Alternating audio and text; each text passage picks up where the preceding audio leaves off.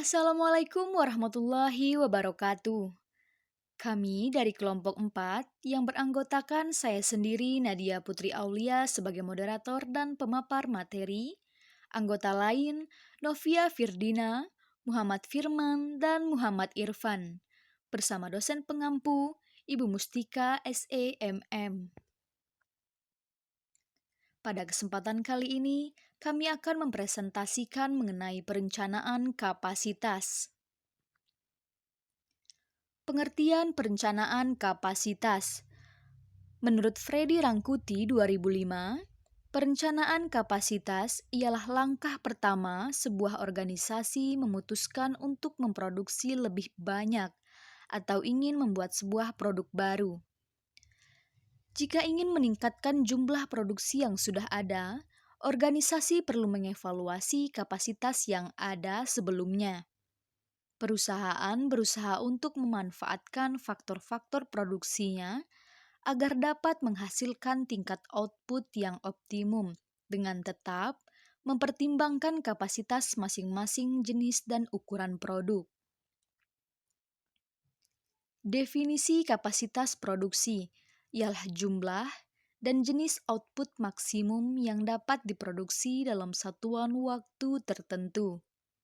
Kapasitas produksi ditentukan oleh kapasitas sumber daya yang dimiliki, seperti kapasitas mesin, kapasitas tenaga kerja, kapasitas bahan baku, dan kapasitas modal. Tahap-tahap kegiatan dalam penyusunan perencanaan kapasitas.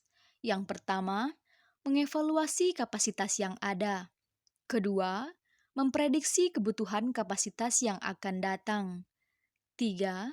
Mengidentifikasi alternatif terbaik untuk mengubah kapasitas. 4. Menilai aspek keuangan, ekonomi, dan teknologi alternatif. Yang kelima, memilih alternatif kapasitas yang paling sesuai untuk mencapai misi strategik. Kapasitas dihitung berdasarkan jumlah dari mesin atau pekerja dikali jumlah waktu kerja dikali waktu penggunaan, dan dikali efisiensi. Ada 3 tipe dari kapasitas.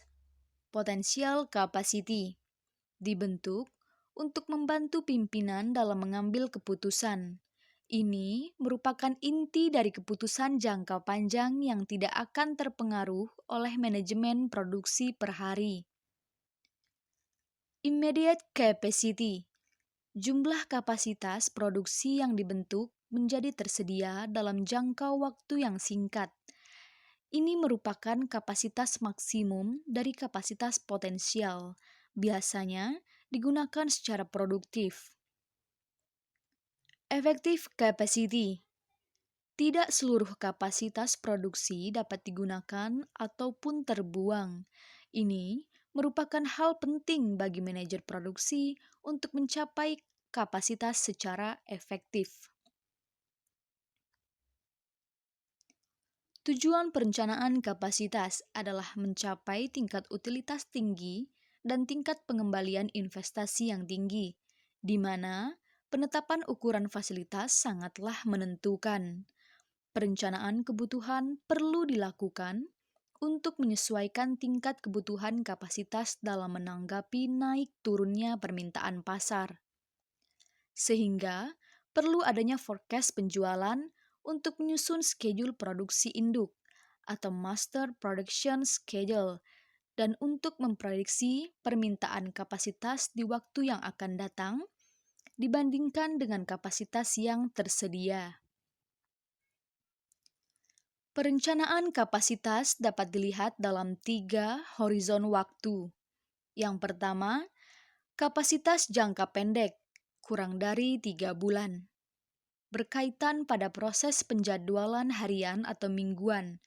Keputusan perencanaan mencakup alternatif seperti kerja lembur, pemindahan personalia, penggantian routing produksi. Yang kedua, kapasitas jangka menengah, 3 hingga 18 bulan.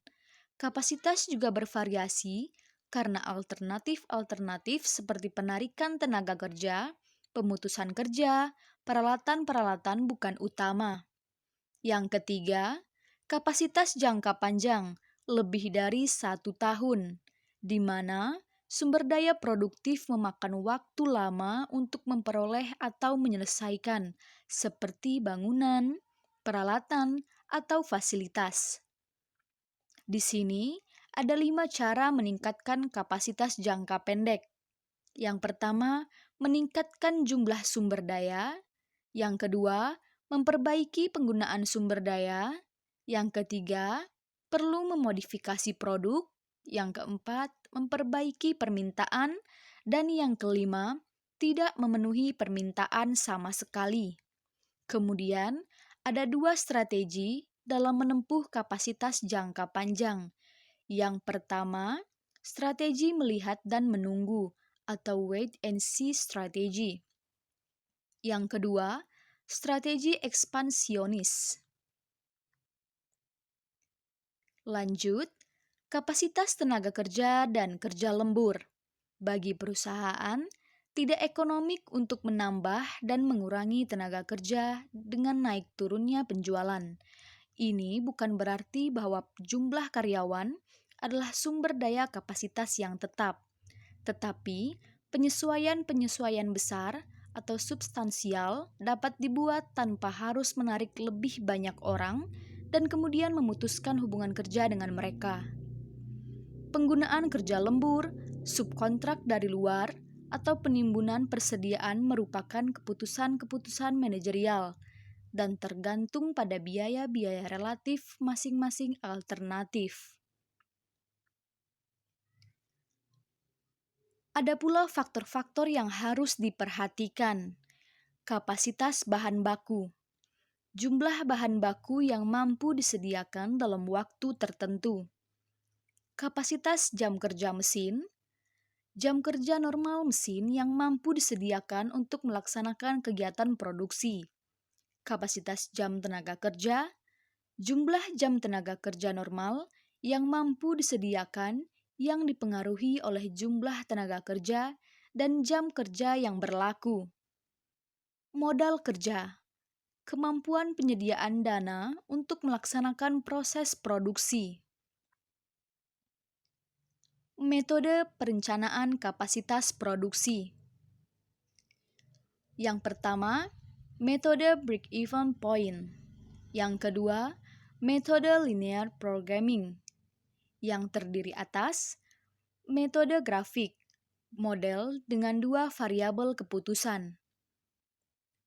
Metode simplex, jika produk yang dihasilkan lebih dari 2 variabel.